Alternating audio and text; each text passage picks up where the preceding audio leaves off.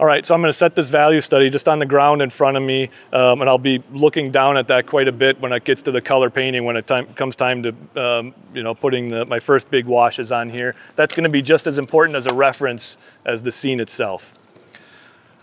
All right, so I've got a quarter sheet of Saunders paper here that I'm going to use for my color painting. And I've got just some clamps on here in case the wind picks up. Hopefully it won't be too bad and lift everything away for me here.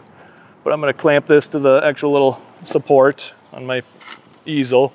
So now that's not going anywhere. I just use a piece of thin 1/8 inch thick foam core, and I wrap it in packaging tape, and I use that as a backing board for my painting. I don't need a big wooden board carrying around with me. I just need something to help support the piece of paper a little bit. So that's a nice lightweight support behind my quarter sheet, and I just cut it like, 1/4 inch or a 1/2 inch wider on each board, or a little bit wider than a quarter sheet, so I can tape it and clamp it around there. All right, so I'm going to go back to my camera again and do the same thing that I did for my value study. I'm going to use that reference photograph, blocking in my first main big shapes.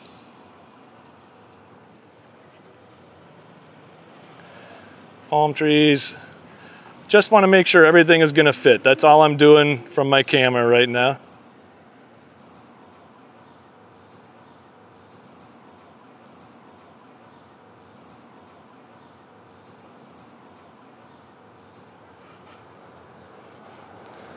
All right, got my stoop, I've got my sidewalk. The car is actually a little bit bigger over there, coming over. I've got room for those raking shadows across the sidewalk. Don't like that tangent where the power pole is coming up right over the edge of the shop there in front of us. So I'm gonna move that over just a little bit. Here's that house in the distance. Again, now I'm going over to the other side of the street, so when I start doing rooftops on the opposite side of the street, I'm going to make sure that I'm paying attention to how they line up to objects that I've already placed on the first side of the street that I drew. I don't need a lot of information on the right side of the street here, just enough to show the sunlight on this opposite side.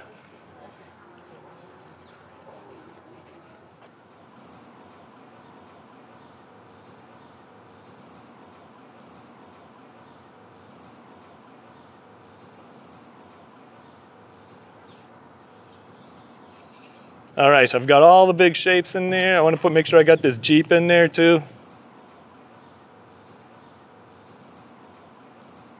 All right, everything is gonna fit. Now I can turn my camera off. And I do the same thing, if I'm working in the studio off of a reference photograph. I wanna make sure everything is gonna fit first. So I don't just kind of pick up my pencil and start drawing. It's very important, that first step of, making sure everything is to scale. It's where you want it on the page. So it's kind of a very loose sketch initially, and now I'm gonna come back in and darken these shapes up a bit and get my quote unquote final drawing kind of done here.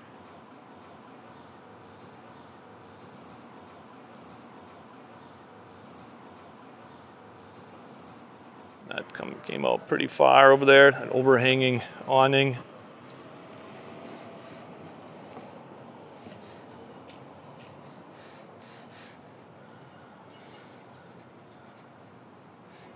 Here's that cool little stoop catching some sunlight. I like that curve of the concrete stoop. Hopefully the sun will still be there when I get around to painting that. But if not, I've still got my value study to kind of remind me of where that shadow was. That's another good reason to do a quick value study. It kind of helps to freeze that sunlight a little bit. That pole goes right up and off the page. When you have a really tall vertical, like a church steeple or a power pole, either give it room to breathe at the top of the painting by stopping, at least an inch below the top of the painting, or let it go right up and off.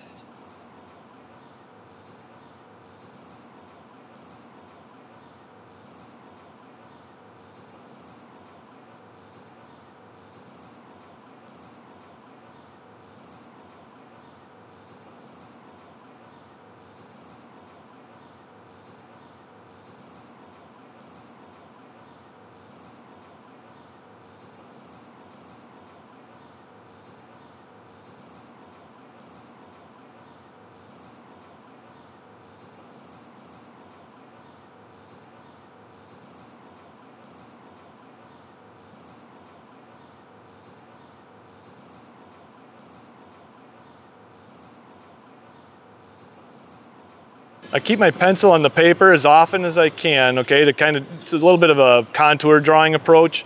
That helps me to already to also be thinking about connections. How does the one side of the street connect to the other side of the street? How do the cars connect to the road, okay? How does this house connect to the house next to it and behind it? That tall building there.